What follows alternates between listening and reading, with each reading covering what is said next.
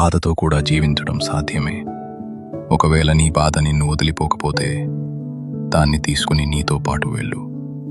నడవడానికి వెళ్ళినప్పుడు నీ నీడలా దాన్ని నీ వెనక రానివ్వు. మీ బాధను కూడా మీరు చేసే పనుల్లో భాగం చేయండి.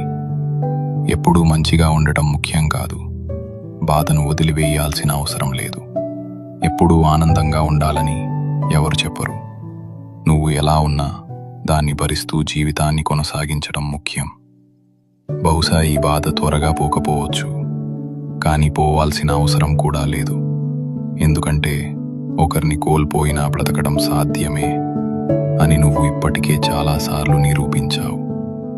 ఎవరూ నిన్ను వేరేలా ఉండమని అడగడం లేదు, కానీ మరొక సూర్యోదయాన్ని చూడమని నేను నిన్ను అడుగుతున్నాను.